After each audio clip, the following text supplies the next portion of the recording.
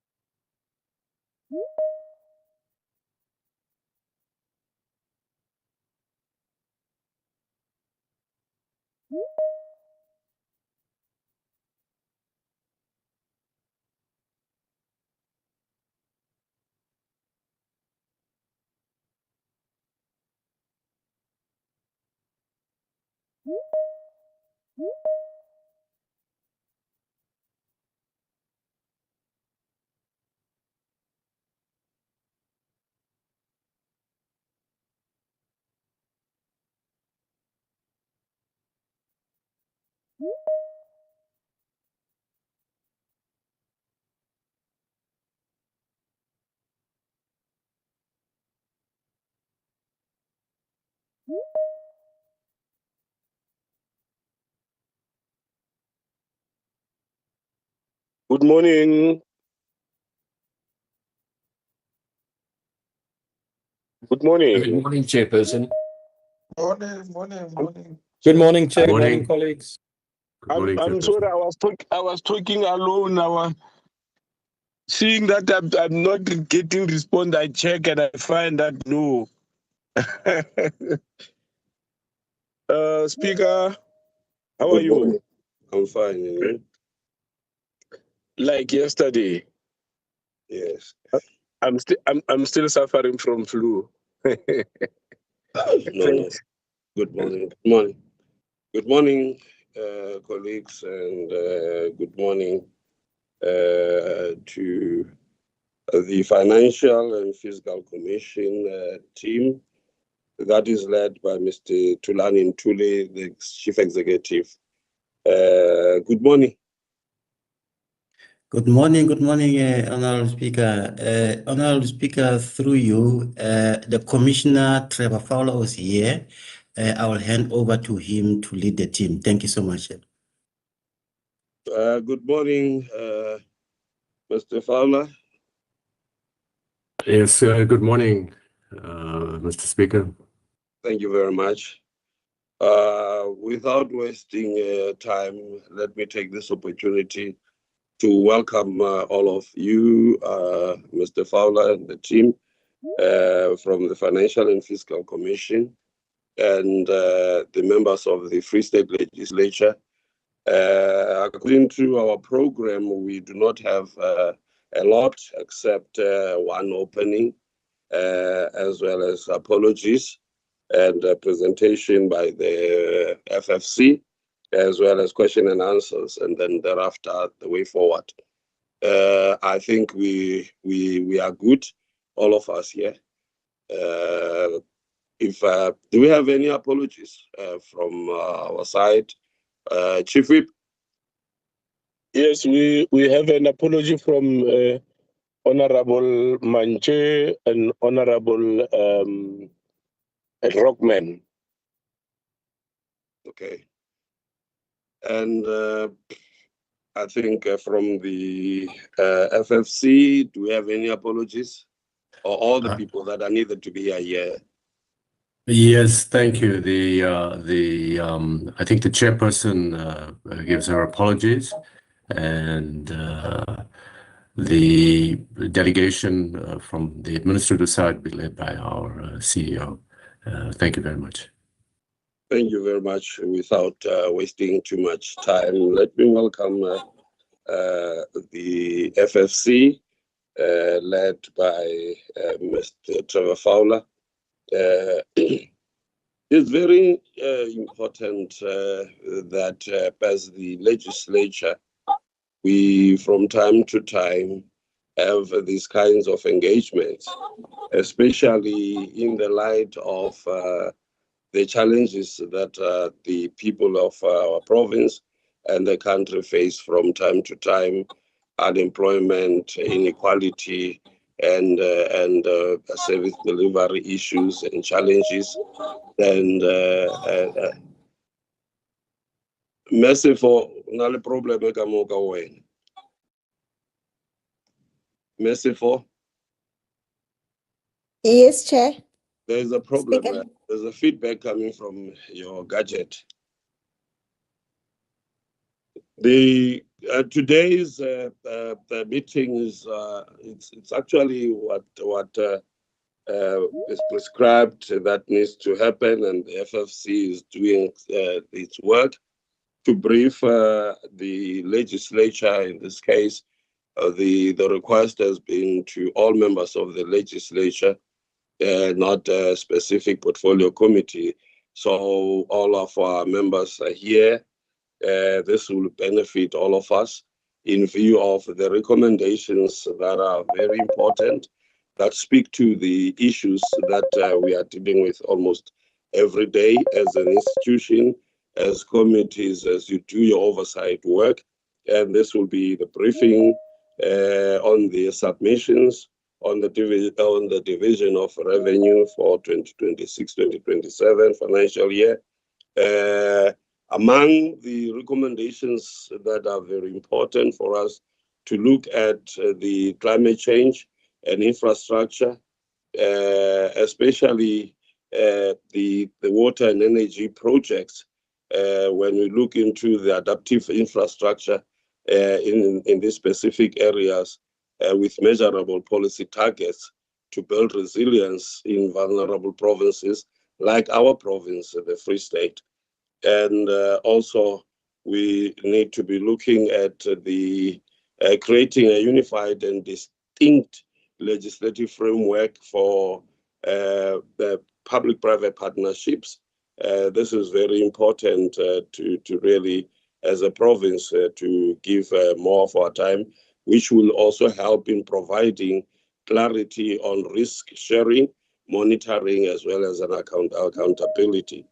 And this will also help in many ways in attracting private investment and accelerate infrastructure delivery.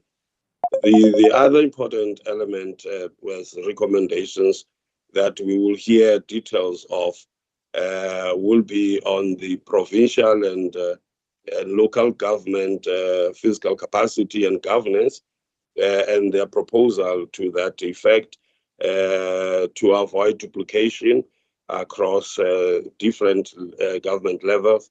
So we would really appreciate the more details on this. And then the other element that is also when we're looking at our coalition-led municipalities and how then do we deal with targeted interventions that are meant to address governance risks, etc. So with these words, let me welcome the FFC and allow Mr. Fowler to then give the briefing. Thank you very much. You are all welcome, honourable members. Mr. Fowler. Thank you, Honourable Speaker and Honourable members of the Legislature. Allow me to indicate that it's indeed a privilege and an honour for the Financial and Fiscal Commission to be able to present to the Legislature, and we'll make our best to try to answer all of the questions. Could we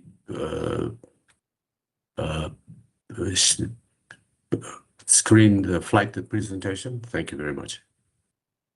Let me just go through the agenda very quickly, just to indicate what it is that we are going to be addressing.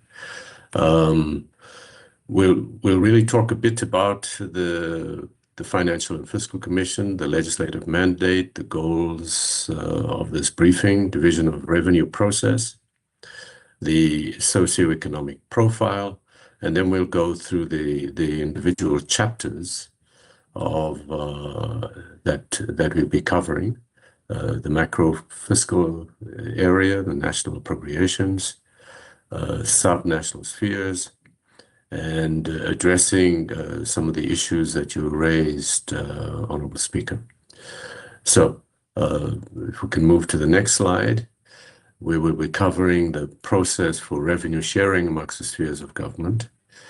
And in section 9, the Commission's recommendation, for instance, the example that we're giving is costed norms, rurality relating to that we present at the end of May, that at least 10 months or at a later date agreed between the Minister and the Commission before the start of the financial year, the Commission must submit to both Houses of Parliament and provincial legislatures for tabling in the Houses and the Legislature, and also to the Minister, and recommends that the financial year, recommendations for the financial year regarding an equitable division of revenue raised nationally among the national and provincial and local spheres, the determination of each of the equitable shares in the provincial share in the revenue,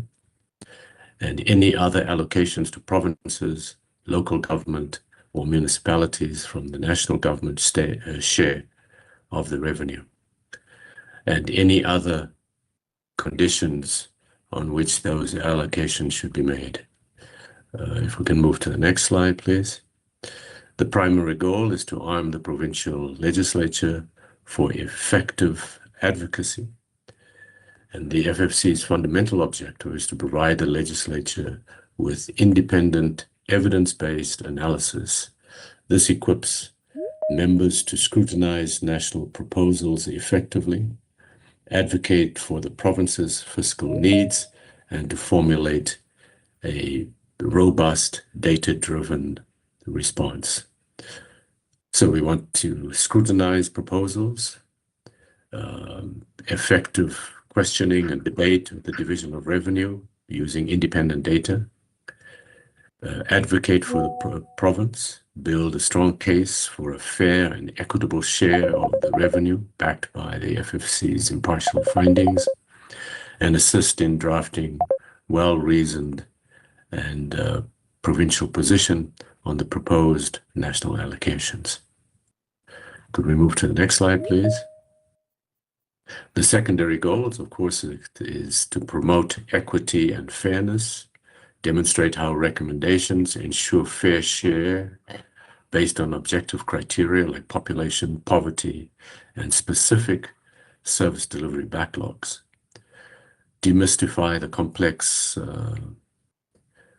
revenue division process and showing how calculations are made to improve accountability and build trust, to build fiscal capacity and act as an educational tool to deepen the members of the provincial legislature's understanding of the intergovernmental fiscal relations and improving the quality of oversight and debate, and formally bring specific data-backed financial or service delivery challenges within the province to the legislature's direct attention.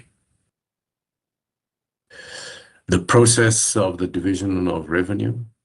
First of all, the FFC makes recommendations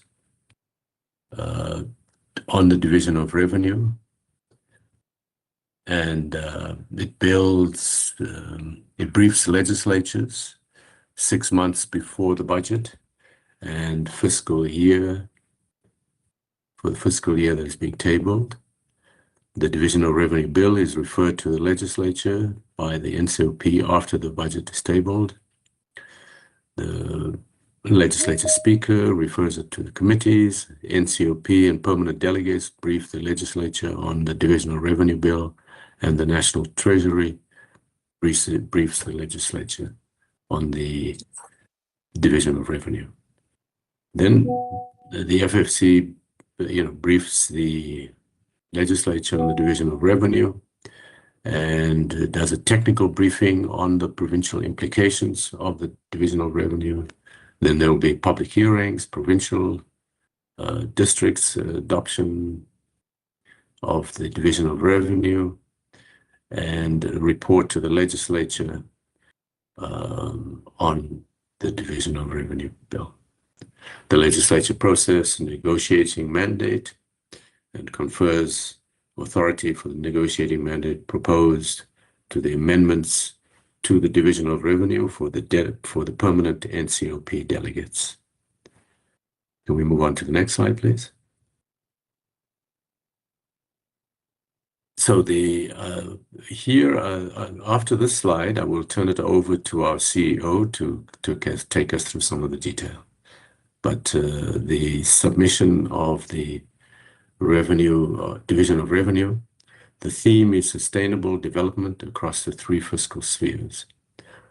The first priority is examining macroeconomic consequences of climate change, sectoral independencies in South Africa, optimizing the contribution of the infrastructure towards economic growth and the role of public and private partnerships, strengthen subnational government's contribution to infrastructure-led growth in South Africa, and an assessment of the performance of the coalition-led municipalities.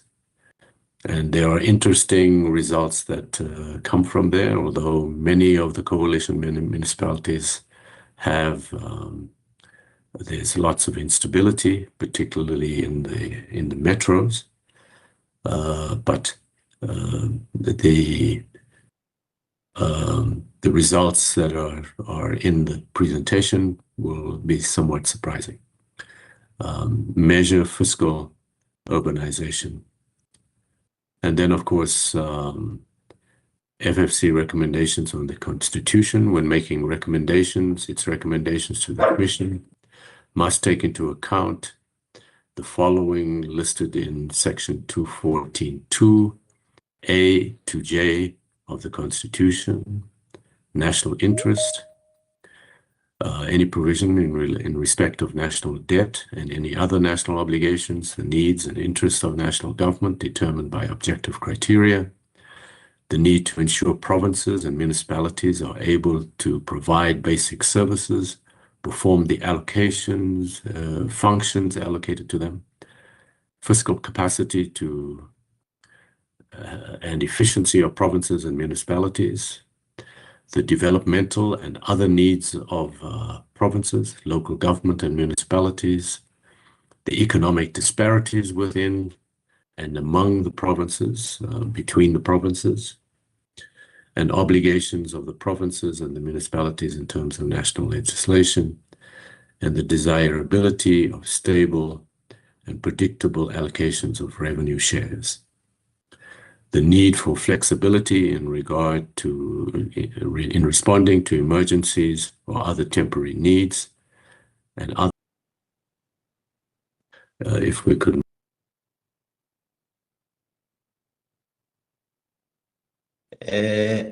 Commissioner Fowler, through which Commissioner Fowler, Honorable Speaker, who will take. Absolutely. Thank you very much, CEO. I was saying that as FFC, we have gone around the provinces, done 7 until today, 8th of 9 provinces, provincial legislature briefings on our annual submission for the divisional revenue. And today, I want to attend my most heartfelt appreciation to Honorable Speaker for the excellent summary, in fact, that you have given. That was probably the best summary I've heard since ever of all the provincial briefings that we have done. So without wasting any more time, and you'll notice that I'll be the sole presenter today of our submission in order to allow for my team to continue their work on the medium-term budget policy statements that was tabled yesterday by Minister of Finance. And so to just emphasize the point that today here, we are making our submission on the annual submission division of revenue for next year. And there's a reason why it has to be 10 months before, and that is because that it needs to have been tabled before the medium-term budget policy statement, so that our recommendations it will feed into and hopefully aid you as provincial legislature with the recommendations to have been considered for the divisional revenue bill, that will come next year. So it is only right that we look at this now more than later, better than later. Now, in terms of the socioeconomic profile of provinces, the reason why this is important is, of course, for the divisional revenue, and especially of that of horizontal division. You will have heard many a times on the provincial equitable share. It is based on population in the main, but ultimately it is a horizontal division in the sense that it is cutting the pie 9 ways, and that the profiles determines to a very large part, yes, still underlying it, population of provinces, but driven mostly also by the socio-economic profiles of individual provinces. And so in terms of Free States here, the percentage change has been increasing in terms of the population shares, but if you look at that 8% increase compared to other provinces, it has been relatively low. In fact, it's probably the lowest if we look at the 2 censuses of 2011 and 2022, right? And that means that on the shares of population of the province, it will have decreased when it comes to the divisional revenue bill. And that's why this side is so important. It's basically saying that compared to other provinces, due to the relatively slower population increases, Free State's provincial equitable share allocations will also decrease in terms of the shares going forward. Now, further to that, let's look at this socioeconomic profile of employed to unemployed ratio on the far right column. What that is saying is that for every one unemployed individual, there are that many employed individuals. So in other words, if it's lower, right, it means then that there will be more of a stretch. It will be a more tightening stretch if the number of employed to unemployed ratio was low. So if you look at that, Free State is at 1.6. That means that for every 10 people that are unemployed in the province, there are only 16 people that are employed, compared to, say, let's pick South Africa on the average. You see that 2.0. That means for every 10 people that are unemployed, there are 20 people that are employed. And so, as I said, that the lower the number, the more strained, financially and economically strained, the province is facing on the social economic side of things. The infrastructure, if we look at the road conditions, it's immediately quite obvious that Free State and generally the road conditions therein and about is quite poor. And that would also mean that there is huge backlog in terms of the infrastructure build and maintenance and repairs that needs to happen for the province. And so in other words, that would be a fiscal pressure on the province.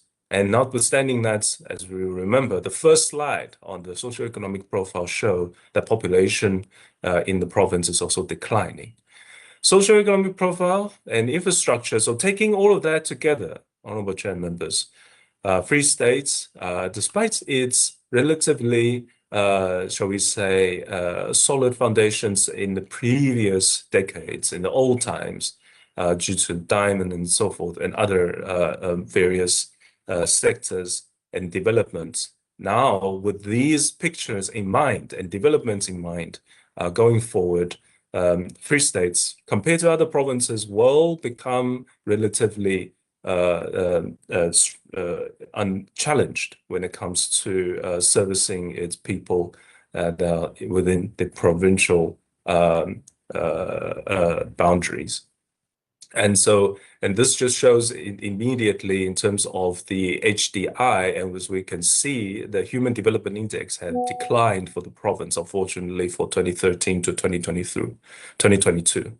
And despite some improvements on the access to basic services, we can see that it has certain challenges, especially that of sanitation in terms of, and although it has still increased tremendously.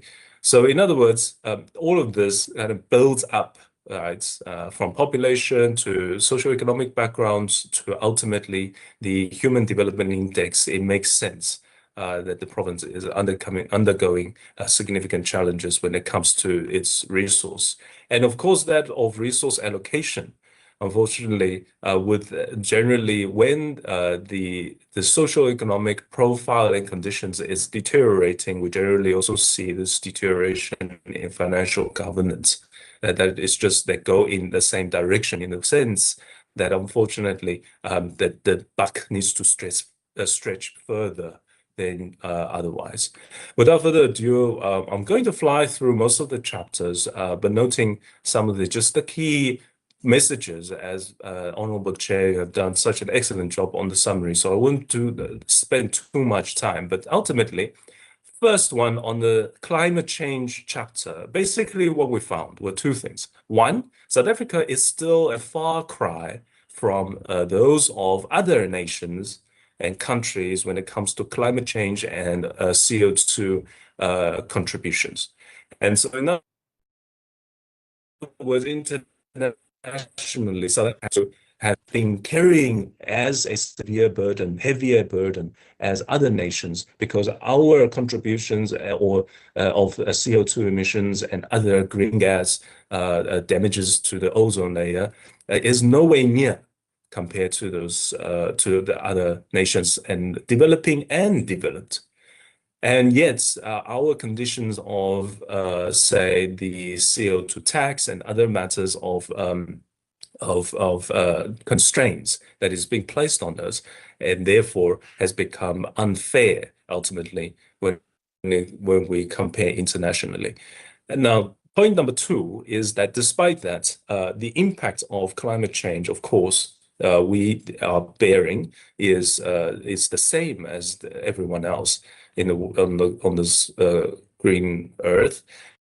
And so we have to understand what kind of impact it does have. And we, through our analysis, we find that or this issue of climate change does not just impact a particular sector, one or two of it, but actually it has a very pervasive, integral impact on all of the sectors, especially starting from agriculture and permeating to also other things like, as well as even finance industry, because the matter of the fact is that when, say, a sector, and so ultimately we come to, with those 2 points in mind, we come to our recommendations for chapter number 1, is that the recommendation change. South Africa, we are far cry from the other contributors, and yet we need to mobilize, therefore, some of our DIRCO members and our power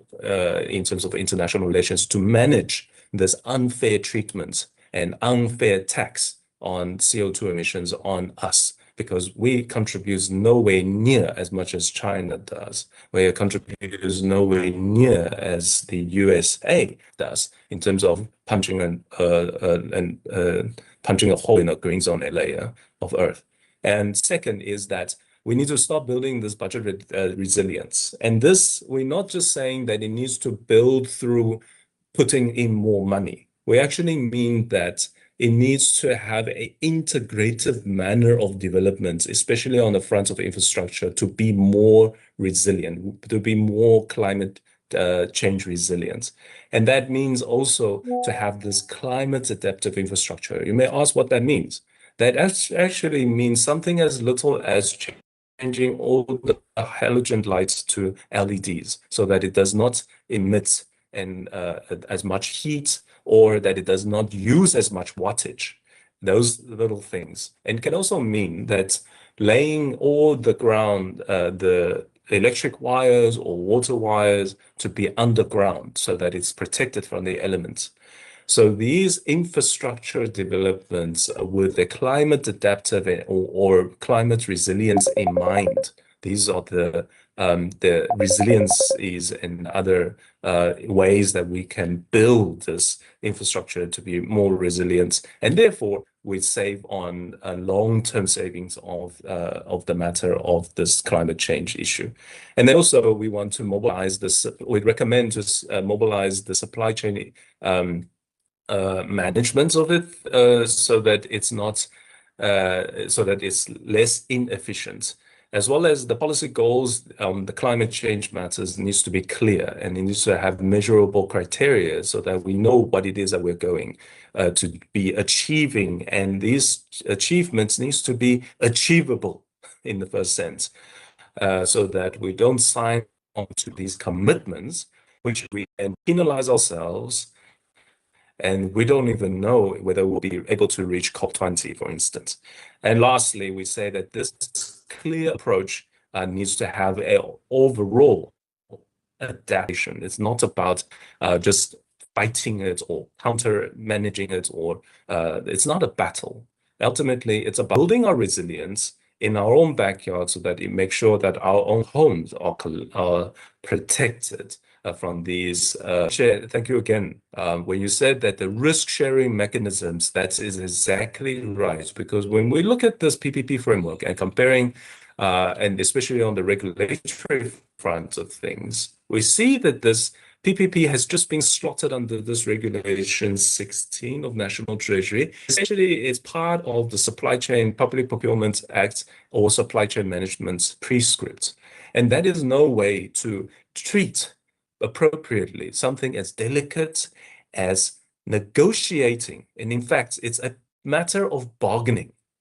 As earlier you said, when this thing is about risk sharing, it needs to be negotiated. It needs to be discussed very vigorously from both parties, public and private, bringing together what each other have so that we can come to an agreement. And this agreement needs to be enforced by the very fact that if either one of the parties does not achieve, it needs to have those penalties. It will not have a corresponding or a congruent agreement and or arrangement of incentives to enforce this, to make this PPP framework and agreement intact. And in so doing, we also look at some of the data and we realize that currently, as how National Treasury been measuring PPP, it's just been slotting a bunch of COE projects, some spendings and some funds, and even some investment funds of governments or commitments. Contingencies are also put in here just to make it sound big. But in actual fact, it just hasn't been really being used properly. And mobilized properly for PPP purposes. In fact, if we look at some of the reasons why these PPP projects have failed, it's always on the termination or force majeure or government defaults, and sometimes even, not to mention that we haven't even counted the ones where the private service providers now, right, basically, without a proper PPP framework, these are service providers essentially that failed on their deliverables, and yet the government cannot have an inch of recovery for the cost that is lost to it. And so, in other words, in our recommendations for Chapter 2, one, we're saying that we recommend that infrastructure development should be prioritized on projects that make a direct contribution towards sustainable development, particularly in sectors such as water and energy, which have the most significant impact on economic growth. So in other words, we're focusing back on just the basics. You remember there's the back to basics framework for local governments. And that is because that these infrastructure builds of water and energy, you can see them. If by month or year 2, we still don't see at least even an outline of a factory or a plant or water treatment plants, there's something wrong. And so we recommend that start somewhere where it's real, where it has a direct contribution to these basic service conditions of our citizens, water and energy. That's where we should start exercising and practice this PPP framework. Number 2, to enhance this efficiency and clarity of use of this PPP framework, we say that the Minister of Finance and Minister of Public Works and Infrastructure must come together to create the framework for PPP. This has to be a separate, distinct framework of PPP and not just be another procurement process of the government. The reason why that is so is because there's fundamentally nothing negotiating about a supply chain or public procurement process. Government is already saying that it wants to spend money to procure a service. That's not PPP. PPP should be about public sector has certain rights and permits and powers. Private sector has money. Either side of parties, right, needs to come to the table saying, this is what I have.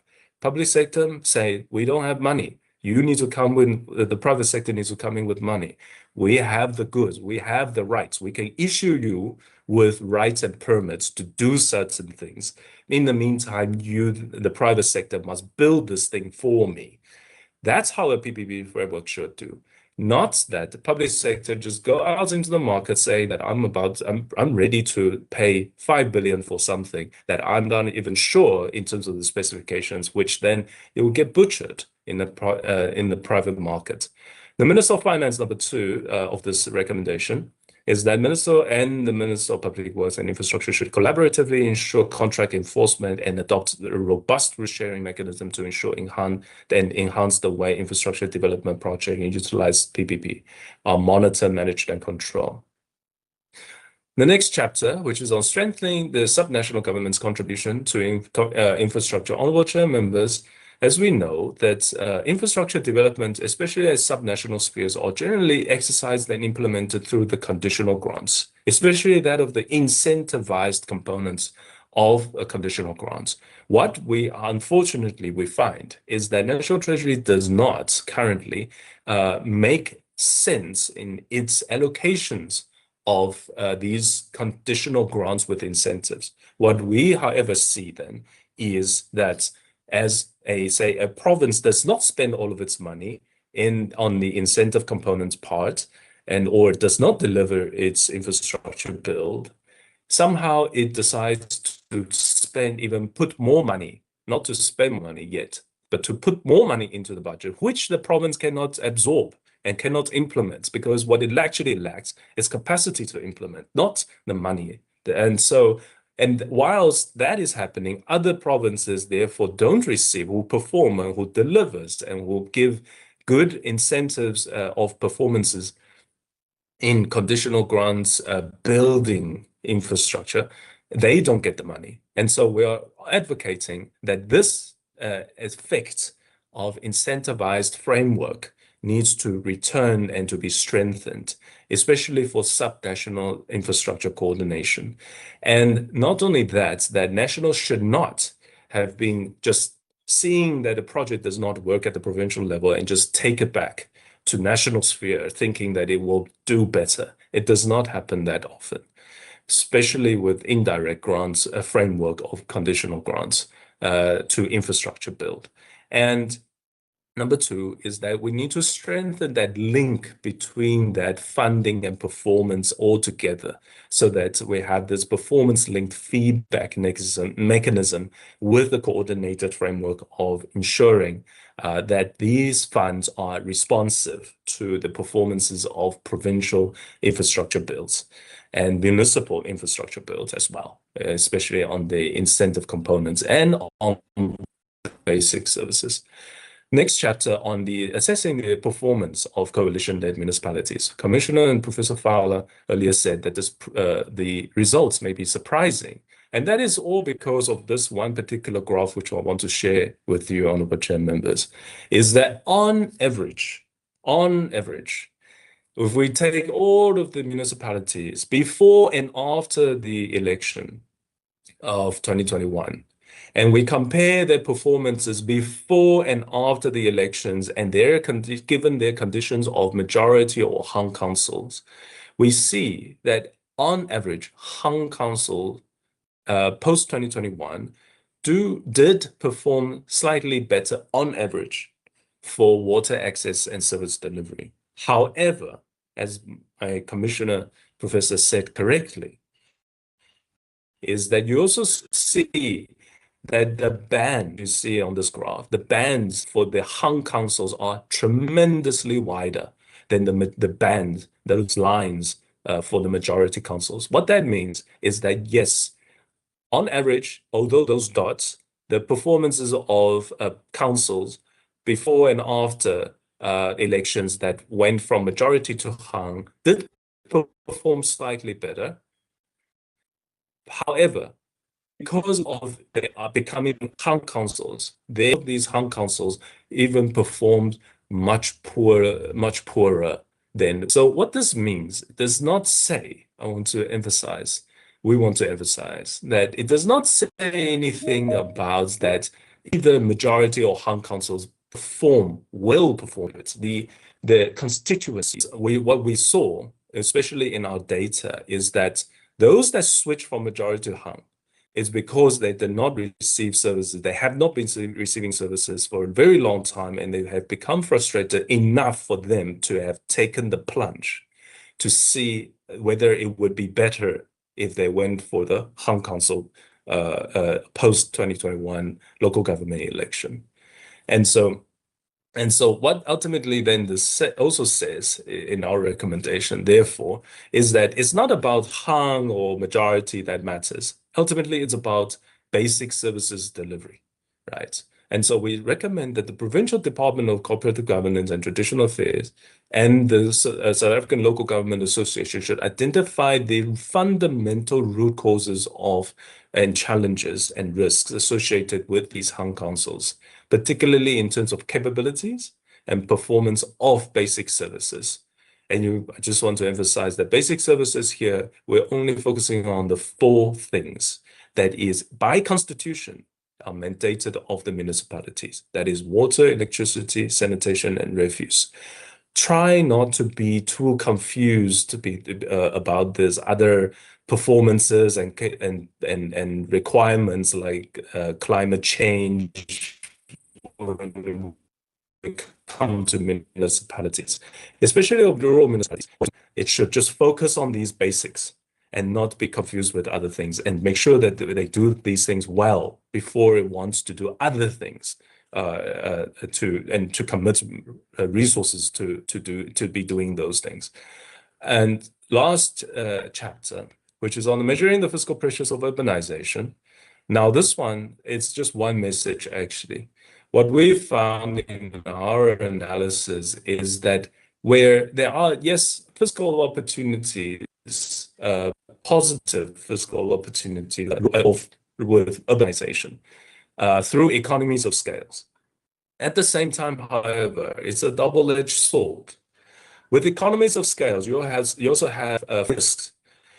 So also just exponentially increase compared to a rural municipality, right? Whether it's about unemployment, whether it's about basic access to basic services, or maybe it's about even the climate change effects or other economic effects of all sorts. Ultimately, it just means then that when it comes to urbanization, we need to treat it very carefully and to ensure, again, that both basic services are delivered. And it's not really very much different in a sense when it comes to rural municipalities, right? Is to make sure those basic services are done well and that it's done in a strategic manner, because in a rural municipality, things are more evenly spread out rather than concentrated in the urban areas. And so, for example, that of the Free States, which is more rural than other and less densely populated than other municipalities and metros and so forth around the country, the trick here is devising a proper land value capture mechanism to ensure that your service delivery and your value proposition of your land within the province are well accounted for, and that you're able to find out where are those fiscal opportunities and fiscal revenues can be derived more easily than other places, other, say, more rural or more sparsely populated areas. And also, second is that Minister of Finance should speed up that review of the local government equitable share formula, underlying which is of course the white paper that is recently reviewed. Although it's still being as part of the discussion paper, the white paper. Ultimately, though, the point here is that the local government equitable share currently as it stands, still staying mostly with that assumption, the very first assumption that was detrimental to actually all municipalities in a sense, is that it assumed that 90% of its fiscal revenue will be derivable from its own revenue of the municipal budget. And that is not quite applicable to all. That's not generalizable. Especially that of the current situation where we have a universe of diverse municipalities each with its unique revenue-raising powers and also fiscal characteristics.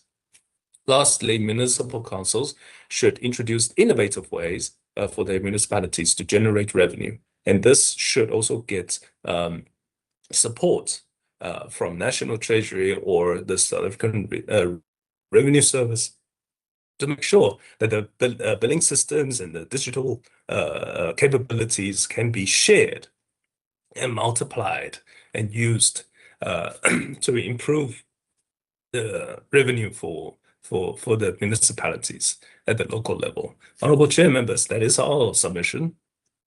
I hand back to my commissioner. Thank you, Chair.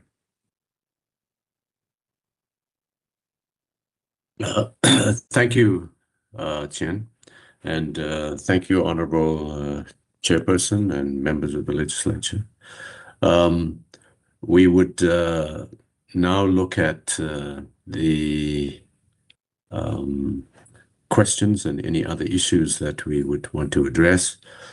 Just to indicate that the white paper on local government is currently being reviewed. As Chen said, it was in 1998. There was an assumption that 10% of the 90% of the revenue would be raised by the municipalities, which is proven not to be true, only possibly in the big metros. And as a result, over the years, National Treasury has really been providing about 9% to local government, and has gone up a little bit to 9.6 or something percent due to pressure from both municipalities, and also the FFC raised that issue.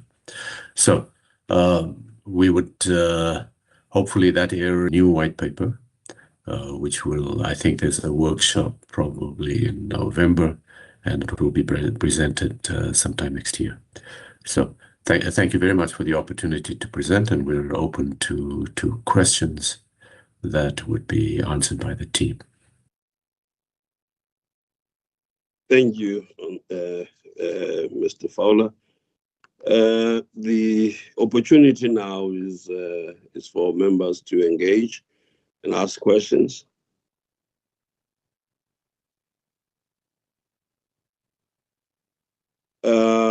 Honorable Roy Jacobson, and then followed by Honorable Klute. Thank you, Honorable Speaker, and I just want to express my appreciation for the presentation. It's very informative. There are just a couple of issues which I want to raise, because a lot of the information which you've given us, much of it in terms of challenges that we're facing in the Free State at provincial and local government levels, we're already aware of. The problem is not that we need to identify the issues, which was also mentioned, that COGTA need to look at the root causes. We know that there's an unchecked tendency for local governments to approve unfunded budgets. We know of the capacity issues. And then, of course, we have this kleptocratic culture at provincial and local government level, which is entrenched, which is very difficult to untangle. So many of the issues which were raised are very easy to sort out with the necessary political will. But there is a lack of political will in the Free State and at provincial and local government level to actually deal with the root causes and to deal with the individuals who are responsible for the poverty, the poor services of our people on the ground. So my question to you is, when we raise these issues, we're accused of being supporters of apartheid or racists and all sorts of other things. So my question to you is, what regulatory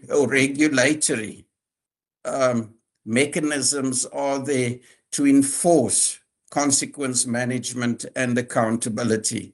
Because at a political level, it's obviously failing, and especially when at a political level, the opposition are relatively small still. So there must be surely, while identifying all these problems, also some sort of regulatory mechanisms that can be used to enforce accountability, to enforce consequence management, which the Auditor General identifies year in and year out, and to actually start putting people in jail for some of these things and holding them accountable, because that's the main problem that we have in the Free State at provincial and municipal level.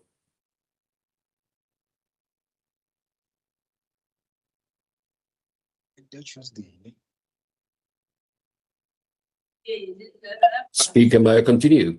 Yes. Thank you very much, Speaker, and thank you for the yes.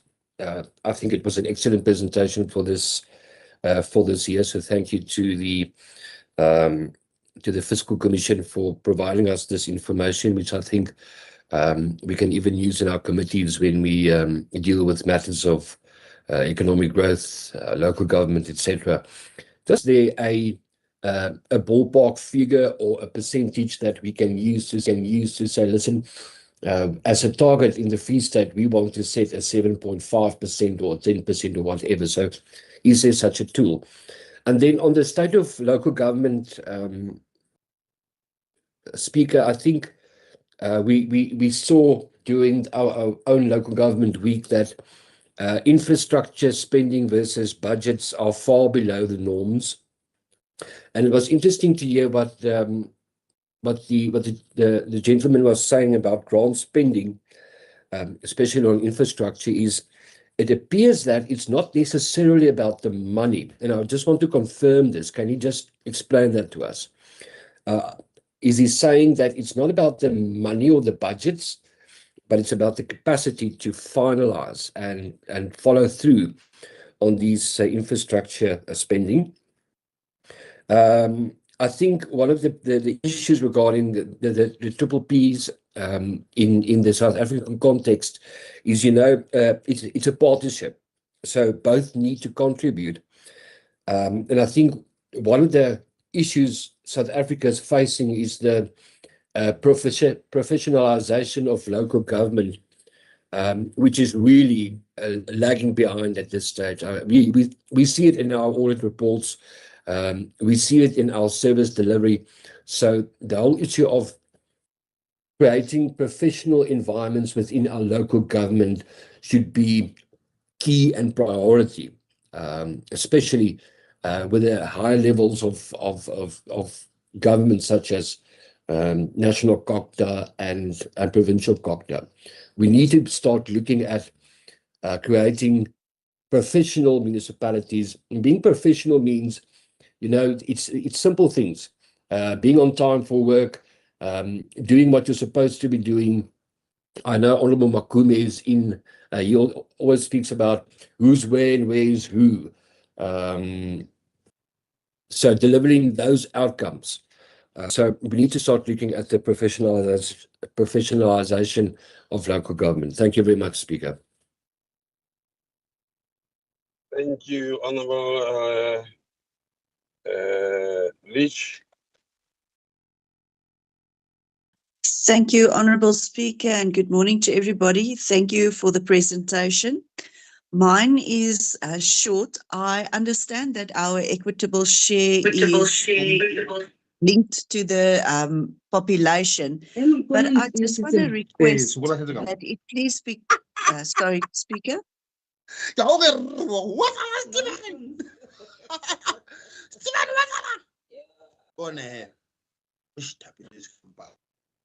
What is the problem now? Who's causing this? My apologies. No problem, Honourable Speaker. Let me just start again. I understand that our equitable share is determined by our population and that our population isn't as large as some of the other provinces. But my plea is that it please be kept in mind that our roads in central South Africa services the whole of South Africa, and even countries like Botswana, etc., Namibia, they all come through South Africa, through the central part of South Africa to get to the harbours.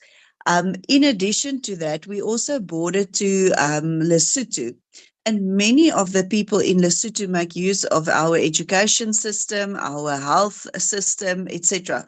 So it's not necessarily that it's just the people that account for our population in the Free State that makes use of our services. And departments such as education and health take up the biggest portion of our equitable share. And we do not have enough funds to service all the people that not necessarily live in the Free State, but still make use of our services. Thank you. Thank you, Honourable Member. Are there any other hands? Speaker, Yes, my hand is up. Yes, Ndatemeko. Speaker, thanks for the opportunity. Let's welcome the FFC. My point is partly covered, but I wanna ask a direct question to FFC, especially as it pertains to number one, funding of the municipalities vis-a-vis the DORA. We've raised this matter with FFC for the longest time. And at no point that FFC thought that this battle is far-fetched. What are the indications, particularly as we relate to the agenda of Treasury and their perspective? Is this war going to be winnable? And we have argued, Speaker, that unfortunately these things sustain the previous regime, the apartheid spatial planning. Developed areas will continue to be developed precisely because of the fact that also government directs huge budget towards such areas. The population is just one of the factors which determines a DORA, although it is contribute largely in that determination. But is this war going to be winnable, especially for small provinces and municipalities in rural areas? Because it's something else to talk about infrastructure by municipalities, but for as long as the funding of municipalities, especially those who are in the rural areas where there are no prospects of the economy, the possibility and the potential of them to be able to fund and do infrastructure out of their own revenue remains very dim. Now, in terms of how this matter has been raised over the years, is there future? Is there possibilities of this war being won or not? Thank you.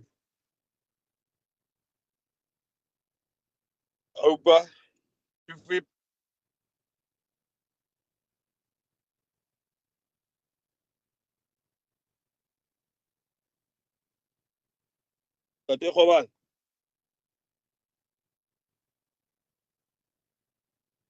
Okay. Do we have any other question?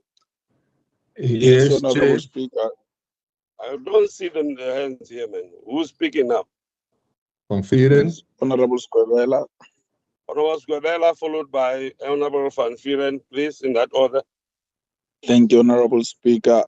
Let's welcome the presentation, insightful and detailed as it is.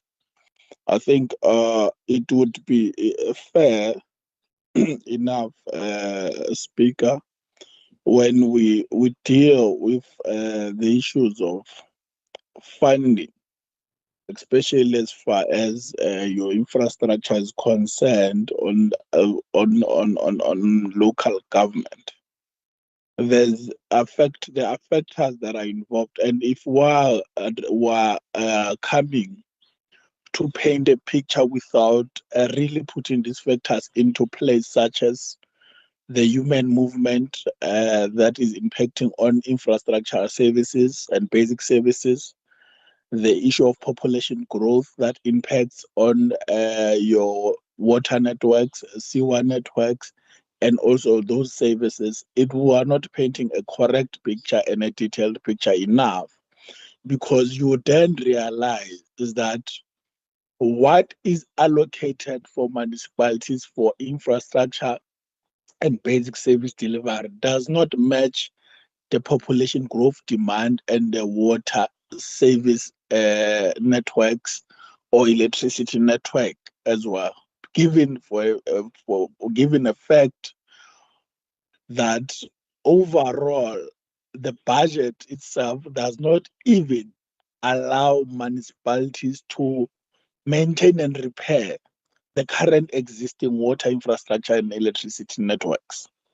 So this is where the major problem it is. What is being allocated, and we are not, and the commission here does not get to those the finer details. And it would be factual to say that if the demand of backlog of maintenance and repairs and maintenance of infrastructure is not budgeted enough, and then you have expansion of human population growth, that new sites, municipalities are allocating sites that needs to be serviced.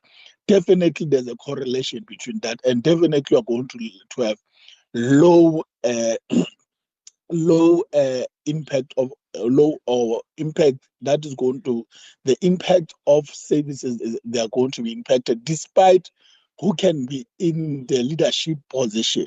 You are going to have that particular problem, and want to not to be political but to be factual that it has nothing to do with the issue of political will.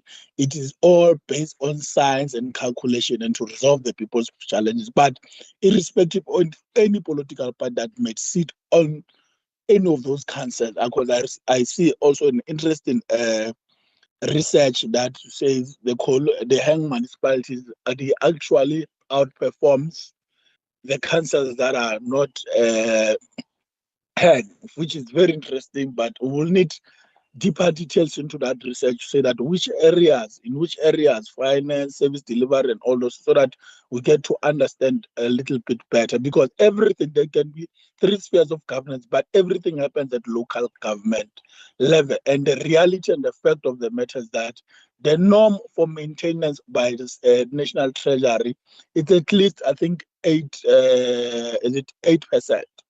And majority of municipalities, they do not even, are unable, in fact, to be able to have the 8% for maintenance and repair.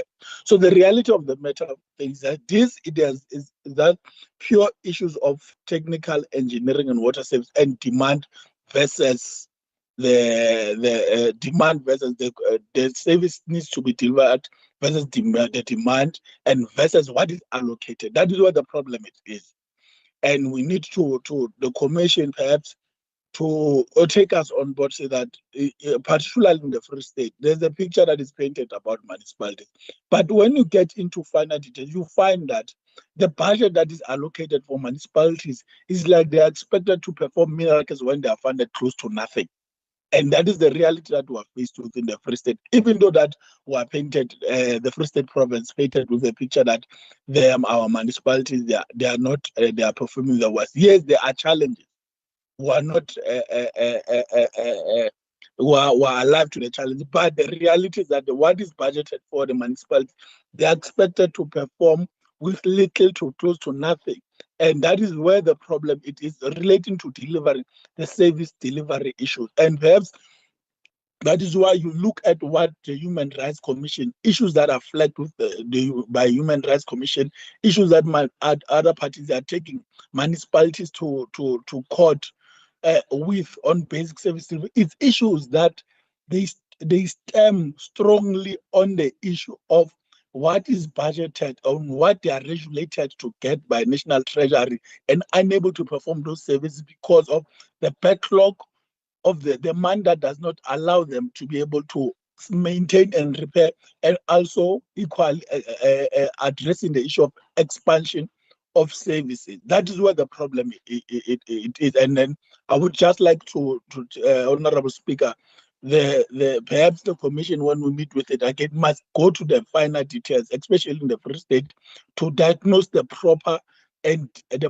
detailed scientific problem that we are faced with relating to expansion of the population, service side, and backlog of maintenance. Then we would say that actually the municipalities of the Free State is not actually, they are unable to perform. They are given less and expected to perform miracles, and they are unable. Then they are painted like they are not performing. Thank you, Honorable Speaker. Honorable Speaker. Viren, and then you'll follow the Chief Whip. Honorable Van Viren. Thank you, Chair. And let me also welcome the presentation. My question to the FFC is just the previous presentation that you delivered to the Free State, there was a lot of focus on railway development. I heard yesterday in the medium-term budget tabling that there is still a bit of a focus there. Why is it not part of these recommendations now? Because I believe it sort of falls in the theme of sustainable development across the three fiscal spheres, because that will make a huge difference economically wise. It will address unemployment. It will address our infrastructure problems, especially when it comes to roads. And there will be, I also believe, a population growth when we focus on that. But why is that not part of your recommendations? Then, Chair, let me not go to the political side of it, because then we're going to start political debates on this platform. But I agree with Honorable Zama. Let's get into these explanations, get more explanations within the Free State, especially. And then perhaps also look at the AG's reports, and we will see that, yes, politically wise, that's the issue. We haven't got accountability, and I agree with some of the previous speakers. How are we going to address that? Thank you, Chair.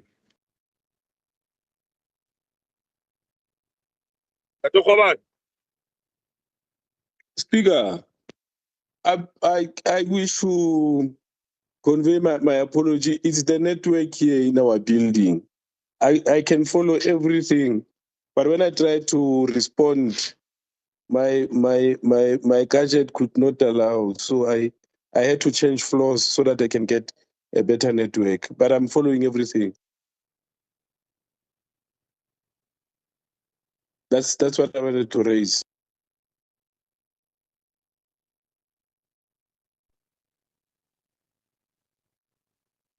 Thank you, Chair. Let me allow the CEO and Mr. Chen to start with some of the questions, and I'll come in a bit later. CEO. Thank you very much, Prof. I will, through you, Honorable Chair, I will allow Chair to respond to all the questions. However, there's only one question that I would like to respond to, especially on the framework or regulatory framework to enforce consequence management. Honorable Chair and members, both the PFMA and there is what we call management override of control. Management overall of control in itself is a criminal offense, get the police role, because they are not trained on commercial crime, especially when it comes to non-compliance with the PFMA and the MFA. But I would like to say to the members, the legal framework is those two regulatory frameworks. Thank you so much. Chen, you can take it over. Thank you very much, C. And also in following that, Honorable Chair members, there are actual jail terms in the PFMA and the MFMA when an accounting officer fails or committed misconduct, financial misconduct, and it even one of the easier ones or one of the more specific ones would be about things like a budget mismanagement, because that is the first sign when you start off with non-compliance, and that has financial implications, is that when you have a misaligned budget, misappropriation and of budgets, of resource before use, right? Then you have the uses of the funds. Honorable Chair members, thank you for the very nice, interesting questions. I must appreciate it. And I want to thank also Honorable Sekwibela, if you pardon me, and for giving me, I think, quite a lot of leads as to the fundamental root cause of non-compliance in the province, and also Honorable Van Rooyen and also Honorable Jenkinson. Your questions, the Royal U questions about the failure of accountability and enforcement.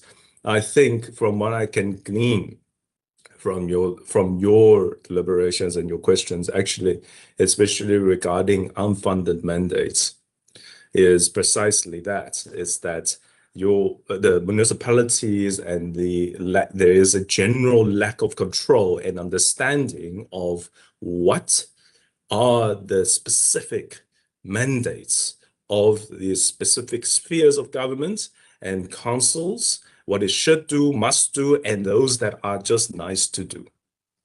And it sounds to me that, as you say, right, you have this unchecked, unfunded mandates. They are spending money, appropriating money, budgeting for things that don't even sit well or align to the basic foundations of mandated services.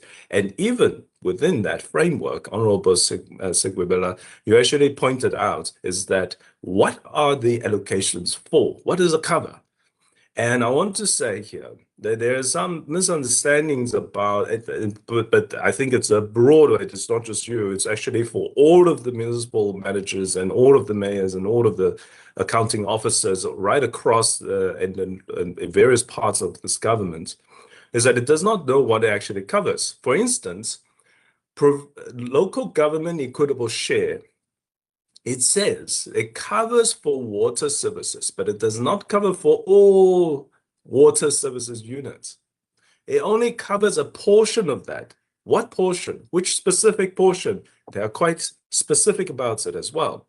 They say it's those that are indigent. And the way that they measure indigent water services is that they would count those households whose income is less than 2 times the pension income levels. Those in their water services units, that's covered, right? So as you can see, the series of this assumptions about and misunderstanding about what does local government and allocation in specific cover is very specific. And I believe, right, and we have seen it, right, across all the years of MFMA reports and so forth, and the audit reports by the AG, is that many of the municipal managers don't know this. And they are, as you say, it's impossible. They are imposed to perform miracles from the little money that they receive, because that little money was only supposed to be for indigents and so specific those number of households and their water service units. And by the way, those service access units are, and this is my second point regarding this whole set of problems as root cause of unfunded mandates, is that it does not say that it means the coverage of water service. Let's take that as an example. It does not mean that for those households that have the rights to access water, have water, to have received water from generation to transmission to reticulation. Actually, for local governments, as you will know, and as my commissioner, Professor, who was part of that drafting of that constitution, it's only for the reticulation of water service for local governments, because that is what they are mandated to do. It did not get mandates to perform miracles from generation, from water retention to desalination or to purification and to all that, and then transmit and then to reticulation. Only the reticulation. So as you can see, now this brings me to almost the 2B or parts of this problem. You asked the question, Honorable Sekwibela, about what is winnable of this national treasury agenda. I want to assure you The FFC has got no interest in extending, advancing the agenda of national treasury. In fact, we're actually quite, shall we say, stoic about it. There are definite flaws in this current states of allocation, especially that of local government, because you'll see that this issue with coming back to the example of water is that you'll see this infrastructure development that is being championed at the national level is that they want this, right, national development, for instance, right? And yet no one seems to care enough to notice that most of these infrastructure development, the majority of it, the heavy weight of it, it's actually all at the national level. Through what? Through contingency reserves, through government guarantees to dish money straight as bailouts to SOEs of Eskom, to water boards, to national departments and their entities at the national level. And where do you think they get their money from? There's only one pie that we are cutting so many ways off. The more that they put money at the national level, or for these contingencies, or for these government guarantees, it means less for provinces and less for local governments. And so that's the actual national agenda problem that you need to deal with as from a local municipal level or a provincial level, and that you have to always constantly stand guard against when you negotiate through two channels. There are two channels in this government of ours. One is through your provincial treasuries. Your provincial treasury needs to, on a technical level, be able to assist you to advance your arguments of why Free States is in such a unique position, requiring more revenue or requiring more resource in the division of revenue. The other one is through the NCOP, which is through a legislative branch of governments that you can advocate for. But on the one side, the technical through the executive branch or provincial treasury, and then through the legislative on the regulatory through the legislative branch. Now, but the thing is, both channels, you need to be very clear and specific and knowledgeable about this broader system. As I said, there is that agenda, and to fight it, as you put it, you need that knowledge and detail. So I hope with that, I hope I've helped, assisted you in that regard of this accountability. And even Honorable General Senyo asked, what are the regulatory mechanisms alongside with what we have on the regulatory? But there are also some of the strategic mechanisms, as I hope you also glean from this, is that you have to be strategic about what and how you position the Free State through these things, and you need to almost advocate it with data, with these knowledge of division of revenue. Just quickly before I jump to the next point, is the Honorable Frondrian about the rail development.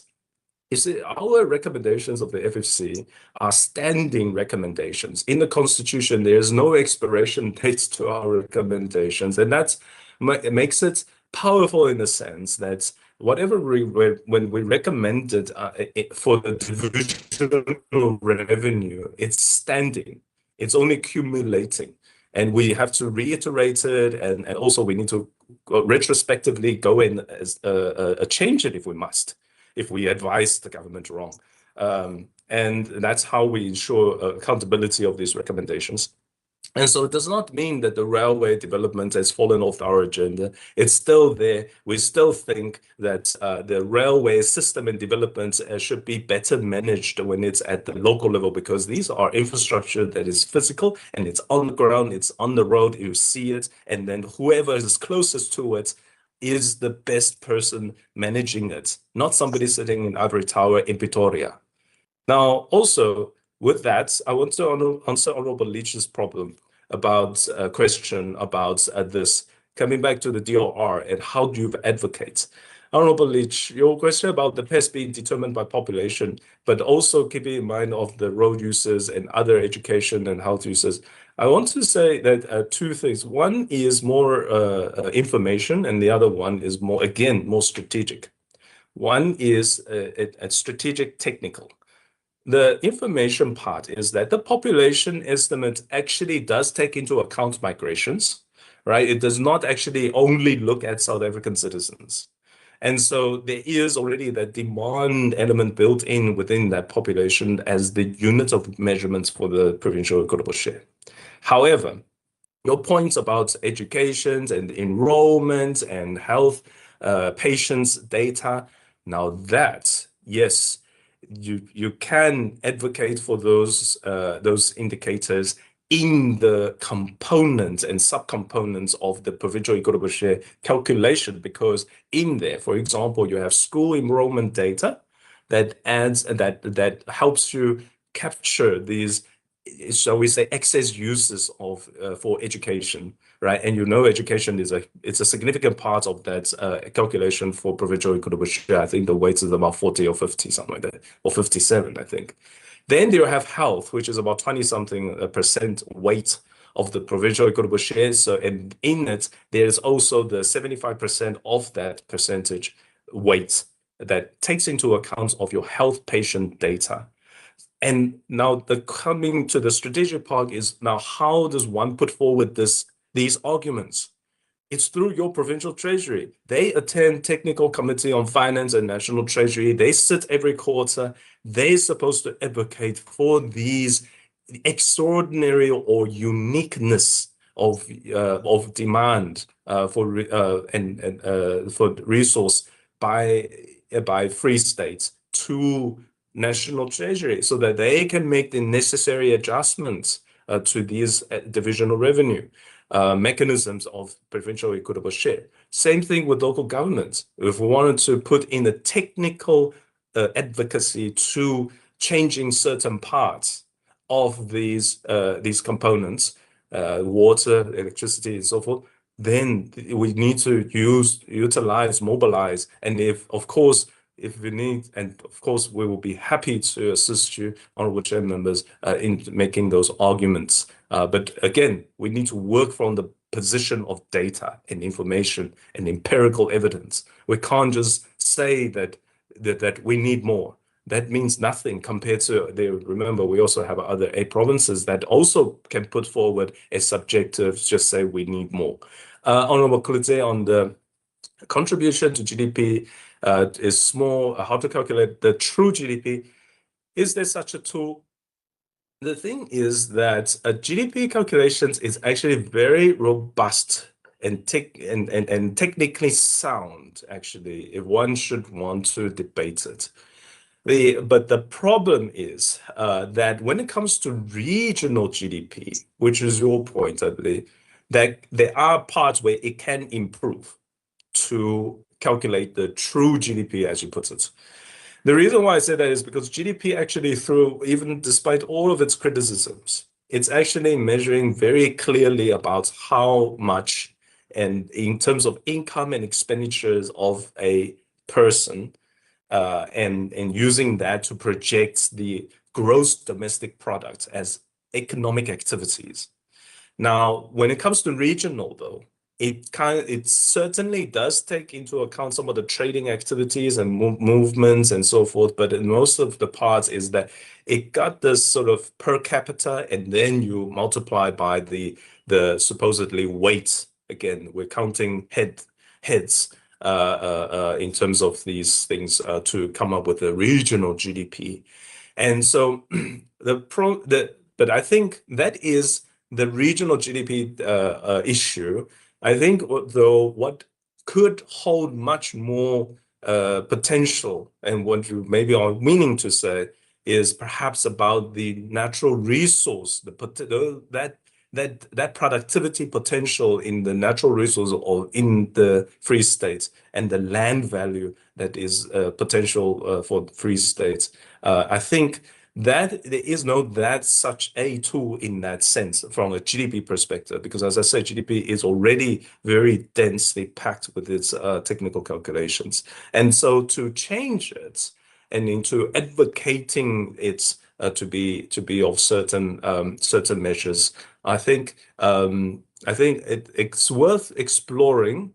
But I should say that FFC, we've also conducted various of our own tests of GDP measures and into informing the economic, not just the macro side, but also the regional subnational spot, is that GDP itself is at the moment seems to be the most objective and fair and robust in statistical terms of that calculation.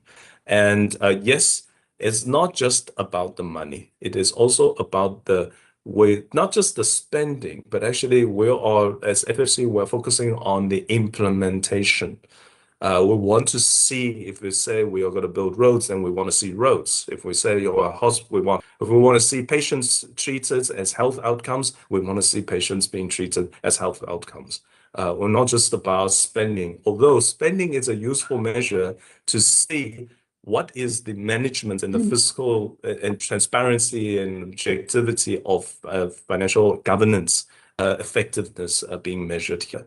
Professionalization of local governments, this was of municipal role players across the nation, so that we all can get a sense of what is needed and maybe some of the skill sharing and the skill transfers that can take place locally. Not all of them needs to go all the way to Belgium and Italy or Spain or Sweden to learn such a skills, because these are ultimately about delivering services and physical, I would say, infrastructure and services at the local level, in the local context and contents. They need to work with what we have here, not somewhere all the way up in the north, somewhere there. Lastly, I think in terms of, as I said, on the accountability, there are those PFMA and MFMA managing that aspect of regulatory mechanisms. Thank you, Chair. Okay. Thank you, Chair. Just to close, there are a couple of issues that I just want to there are just a couple of issues that I want to look at, to address.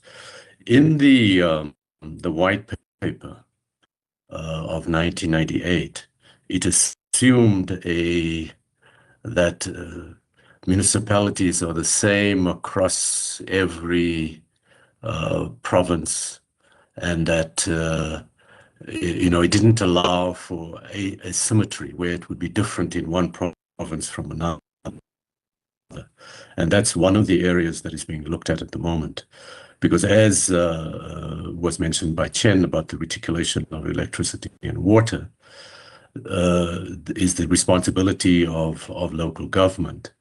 But district municipalities have the responsibility of bulk services.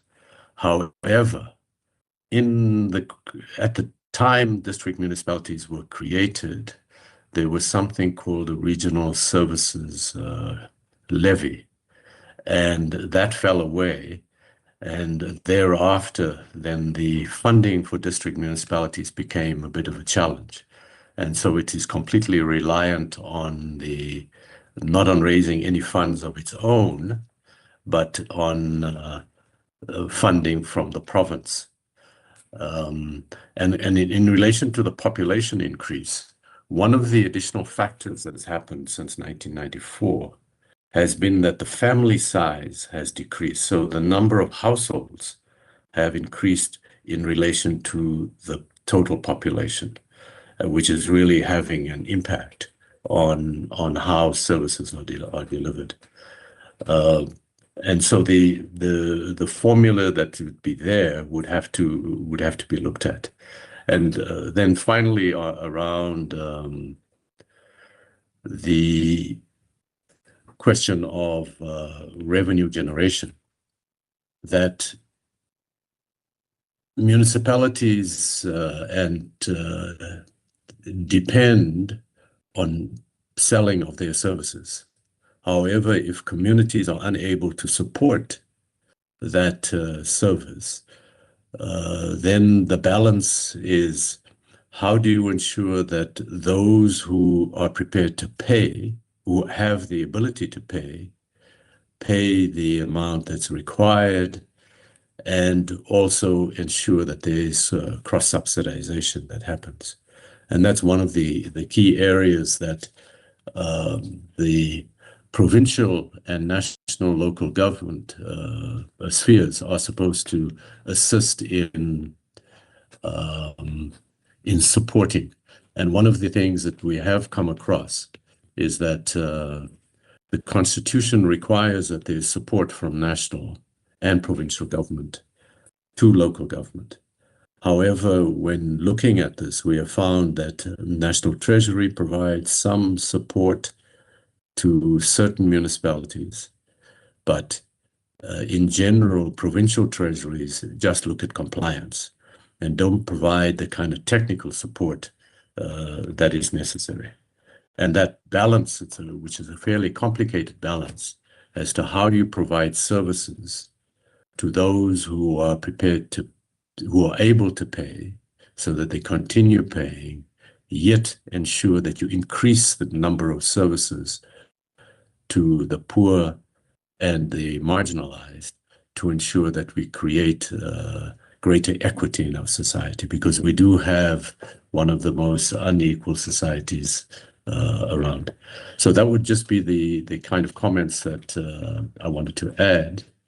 And if there are any follow-up questions, we'd be happy to take them. Thank you.